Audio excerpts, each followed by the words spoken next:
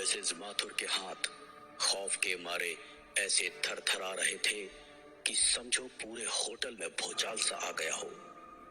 उन्हें समझ ही नहीं आ पा रहा था कि वो अपनी आंखों देखे उस सफेद बालों के गुच्छे पर ध्यान दे जो ग्लास उठाते ही गायब हो गया, या फिर अपने दिमाग से निकलती हुई उस आवाज को सुने जो लगातार बड़बड़ा रही है कि ये सब तुम्हारे दिमाग का वहम है।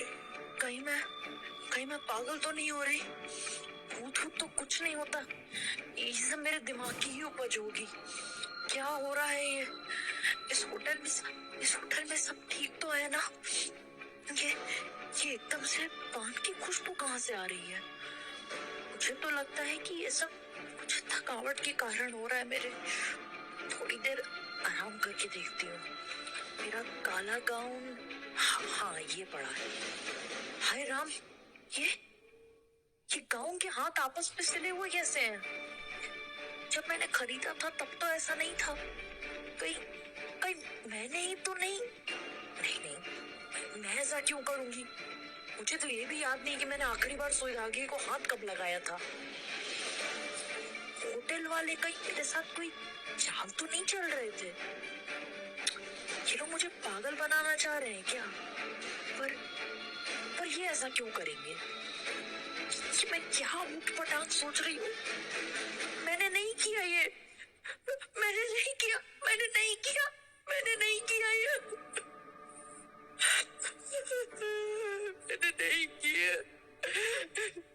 कोई बताएगा मुझे कि चल क्या रहा है?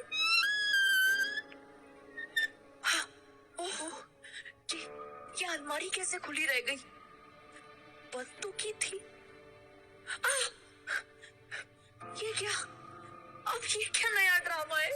मेरे सारे कपड़े कहाँ गायब हैं? और उनकी जगह ये पुरानी साड़ियाँ किसने हैंगर पे टांग दी हैं? कोई क्यों करेगा ऐसा? मेरे अलावा कोई कमरे में क्यों आएगा? किसी के पास इस कमरे की चाबी तक नहीं है। एक मिनट।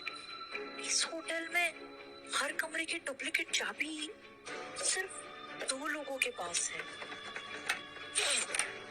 राशि, आशु, कहाँ हो तुम दोनों? बाहर आओ दोनों। ये क्या चल रहा है? अरे क्या हुआ भाई, क्यों रात को इतना शोर मचा रखा है?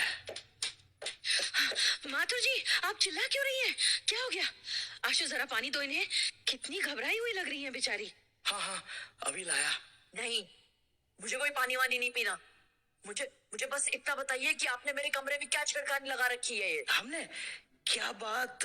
कभी मेरे कपड़े खराब कर देते हो, कभी मेरे ग्लास के नीचे सफेद बाल छोड़ देते हो, पूरे कमरे में एकदम से पान की महक का भर जाना। और अब तो हद ही हो गई है। मेरे सारे कपड़े कहाँ फेंके हैं आपने? और ये किस औरत की साड़ियाँ मेरे अलमारी में पड़ी हैं? मतलब ये क्या बकवास लगा रखा है भाई? आप शांत हो जाइए। कैसे कपड़े, कौन सा ग्लास? हम तो आपके कमरे में सुबह से गए ही नहीं। झूठ मत बोलिए आप। इस घर में हर कमरे की डुप्लीकेट चाबी सिर्फ आप दोनों के पास है। आखिर क्यों कर रहे हैं आप लोग ऐसा? हमने सचमुच कुछ नहीं किया। भला हम ऐसी छेड़खानी क्यों करेंगे? ऐसा करते हैं, एक बार मिस माथुर जी के कमरे में जाकर देख ही लेते हैं कि क्या गड़बड़ है।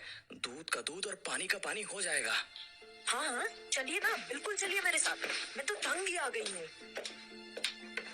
हाँ बताइए, क्या दिखाना चाहती हैं आप? हाँ, ये देखो, ये मेरा गाउन। हाँ, इसके हाथों में अभी तक सिलाई लगी हुई थी। सच, ये एकदम से ठीक कैसे हुआ? ये राशि, अलमारी में तो कोई साड़ियाँ नहीं है। ये तो मेरे ही कपड़े हैं।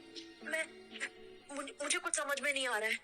अभी तो मैं अब ठीक तो है ना मिसेस माथुर?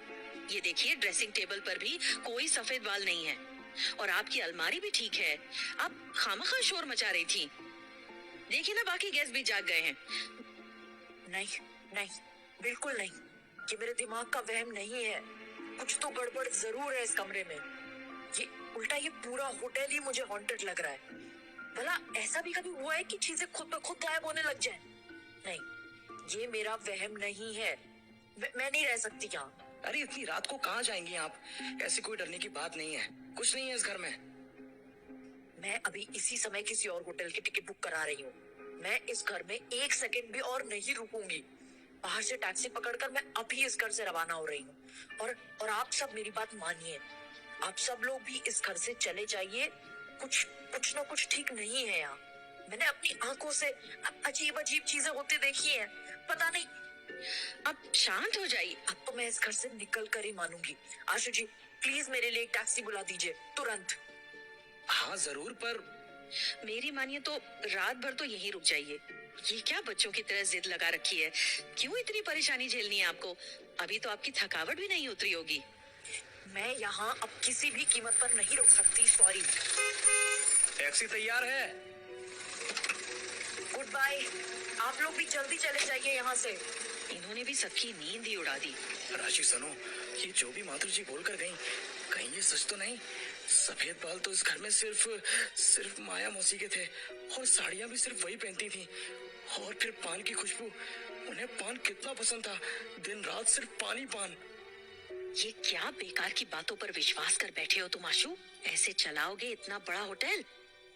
तुम्हें तो पता ही है ना कि लोग आजकल कैसे कैसे तरीके अपनाते हैं किसी जगह को बदनाम करने के लिए।